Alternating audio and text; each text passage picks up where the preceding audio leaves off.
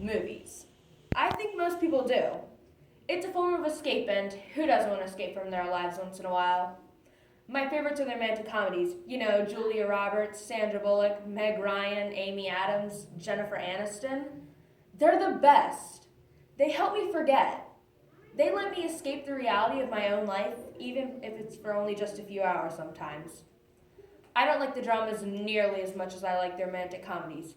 I mean, why would I want to spend 2 hours watching someone else's depressing life, especially when my own life could rival anything I've ever seen on the big screen? I mean, Hollywood spends millions of dollars on a movie, and then moviegoers spend millions and millions of dollars to go see it. If you really want to cry, just give me $10 and I'll tell you a true story. I might even throw in some popcorn and a bag of chips. I don't know why he gets to be two people and I only get to be me. The one who takes what he has to give and the one who's there to pick up the pieces afterward. Amanda Grace. It takes a long time to reconstruct your face, but it takes an eternity to reconstruct your soul. From a hospital bed, our narrator tells her story of childhood abuse and compares it to the visions of Hollywood in Shannon Cartwright's, and the award goes to. My life would make a pretty good movie, if I do say so myself. I mean, it probably wouldn't be one of those big budget movies you read about in the magazines. It'd be an okay drama, though, if that's what you're into. My life would probably be best told as one of those Lifetime TV movies of the week. I messed that up. Like most movies, there's always at least one villain. For me, that villain was always my dad.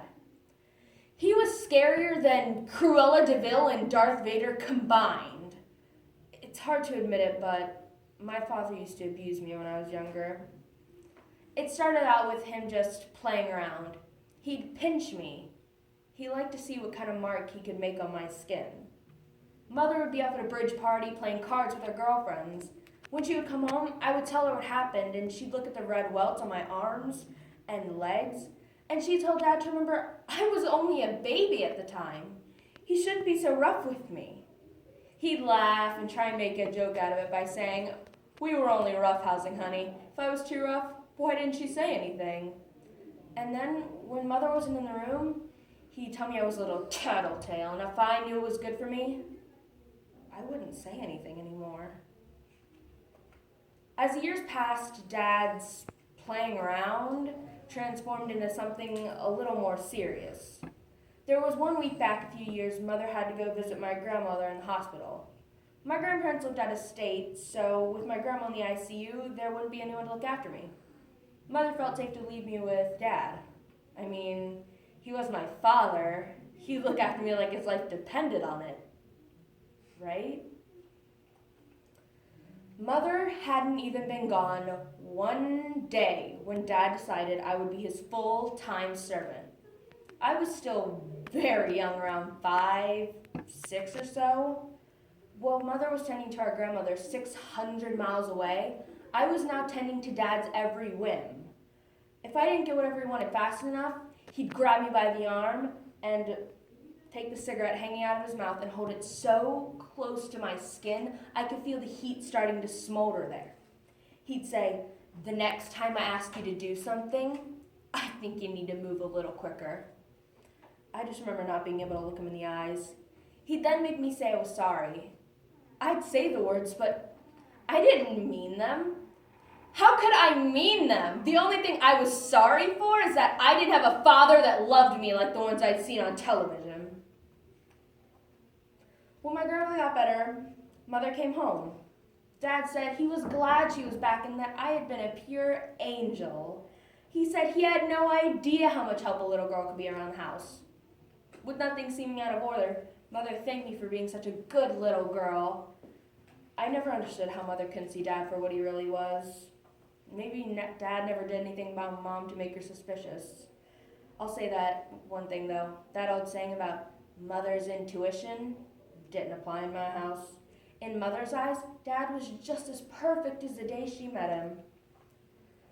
As I grew older, Dad's ability, or I don't know, maybe need to hurt me grew more urgent, more intense. He was no longer happy with just intimidating me with his bullying tactics. No, sir, the old days of him just putting a cigarette close to my skin were replaced by him actually burning me with the tip of his lit cigarette.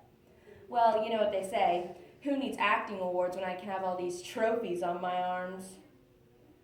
I never told anyone because I was really afraid of him now. I just simply tried to stay out of his way. I think for the most part, I did a pretty good job. I mean, I'm in junior high now, which means I have more friends, and more friends means more places to escape, more sleepovers to attend. The real cliffhanger came when my grandmother died. Times were hard then. After all, Dad was unemployed, again, and there just simply wasn't enough money for us all to attend her funeral. So, Mother left, and that meant, you guessed it, another fun-filled time spent with Dad. I suspected Dad had been waiting for this moment for a long time. I wasn't naive. I knew it was best to try and avoid him as much as possible. Now that I was older, I was wiser with coming up with ways to stay elsewhere. So, before Mother left for the funeral, I asked her if I could stay at a friend's house. She said that'd be okay. So I stayed at my friend's for 2 nights. And I thought it'd be safe to come back the morning Mother was supposed to return. When I walked in the house, Dad was boiling water on the stove. This wasn't unusual since he usually boiled a few eggs or made some oatmeal for breakfast. The house was a mess. From empty bottles and cans lying on the ground, looked like Dad had been enjoying his 2 days of bachelorhood. As soon as he saw me, he started barking orders. I guess not having his daughter around to clean up after him didn't set too well with him.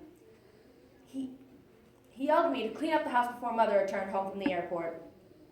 I just looked at him. Before I could say or do anything, he yelled, "Maybe you didn't hear me! I said start cleaning up this pigsty!"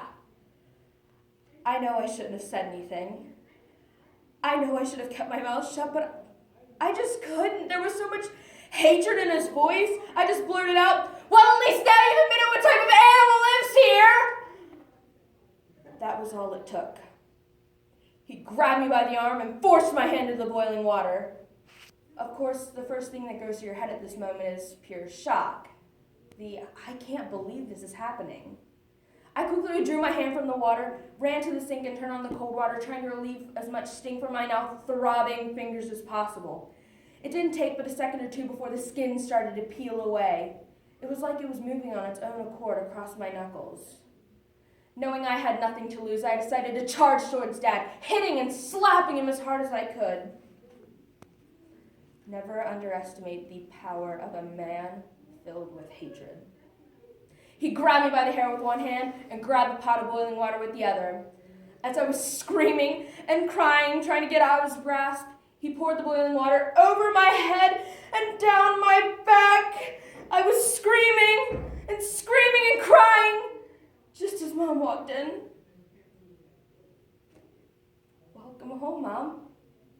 Welcome home." Dad's in prison now. He'll be in prison for a couple more years. Mom's filed for divorce. She says we won't ever have to see him again. I think it's hard for her to even look at me. She says she feels so guilty. She says she blames herself but claims she just simply never knew. I hope she didn't. That's much easier to deal with than the fact that she knew all along and just didn't say anything. Like that old saying, there are none so blind as to those who will not see. Me? I'm doing okay these days. It's amazing what they can do with cosmetic surgery. Of course, that surgery will only cover the physical scars. The emotional scars will be with me for most, if not all, my life. But life goes on, right? I try to do all the things a normal teenage girl likes to do. I love going shopping. My mom's teaching me how to cook. And like I said, I love going to the movies. The romantic comedies make me smile. And if you can find something to make you smile in this world, you'll do okay. I'm not special. Really, I'm not. But I do think if they ever gave out an award for the person most likely to turn their life from being a victim into something victorious, I'd like to think I could at least be nominated. Yes, sir. That's one award I would gladly accept.